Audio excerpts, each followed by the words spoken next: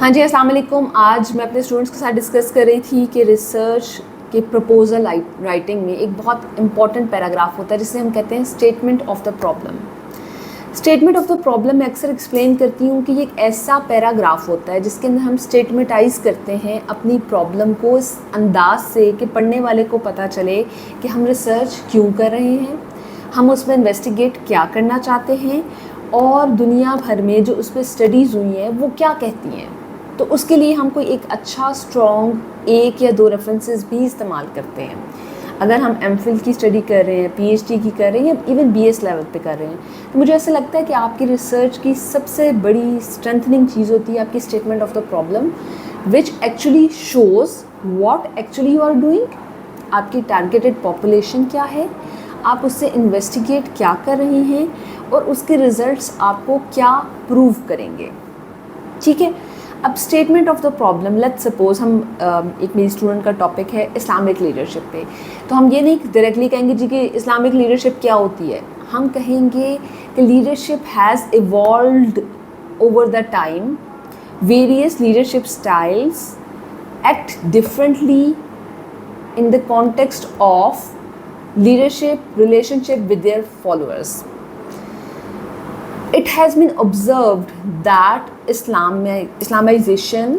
and people who are Muslims follow certain values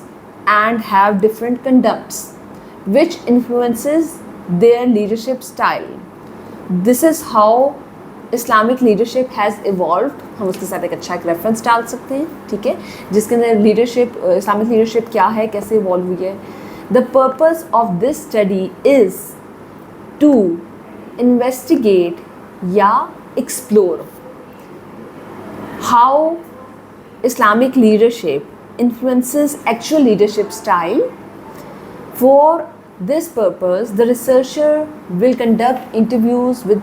principals of secondary schools in order to see how their Islamic values influence their actual leadership practices, what positive role their values contribute to their leadership styles, and how their leadership style has been improved through the impact of Islamic conduct and values. ठीक है, अब देखो इसके अंदर clearly ये पता चल रहा है कि हम करना क्या चाह रहे हैं। हम कोई इस्लामिक लीडरशिप को सेपरेटली नहीं देख रहे हैं, हम ये देख रहे हैं कि इस्लामिक लीडरशिप यानी एक इंसान जो मुसलमान है उसके सर्टन बिलीव्स, वैल्यूज़ हैं जो उसने थ्रू कुरान सुन्ना सीखी हैं, वो उसकी एक्चुअल लीडरशिप के अंदर वो कैसे इन्फ्लुएंस कर रही हैं और कैसे वो अपने लीडरशिप को उन वैल्यूज़ की या उन बिलीव्स की वजह से मॉडिफाई कर रहा है और उस मॉडिफिकेशन से उसकी लीडरशिप के अंदर क्या बेहतरी आ रही है या क्या डिफरेंस आ रहा है जो उसको एक आम लीडरशिप स्टाइल से मुख्तलिफ करता है उसकी लीडरशिप को। तो आप ये देखें कि हमने क्या किया, एक पैराग्राफ बनाया। वो कोई भी टॉपिक हो, आप एआई पे काम कर रहे हैं, आप स्टूडेंट बिहेवियरल चैलेंजेस पे काम कर रहे हैं, आप टीचर्स पे काम कर रहे हैं, आप क्लासरूम मैनेजमेंट पे काम कर रहे हैं, the purpose of statement of the problem is कि हम अपने प्रॉब्लम को क्लियरली शो करें।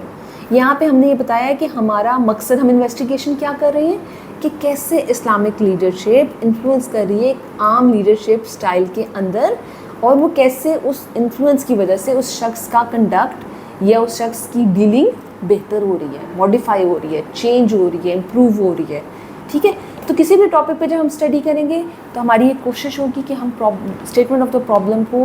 क्लियरली एक्सप्लिसिटली एक्सप्लेन करें ताकि जो भी पढ़े, एक्सटर्नल पढ़े, कोई स्टूडेंट पढ़े, कोई रिसर्चर पढ़े, कोई पॉलिसी मेकर पढ़े, तो उसे समझ आ जाए कि actually what we are going to do in our study.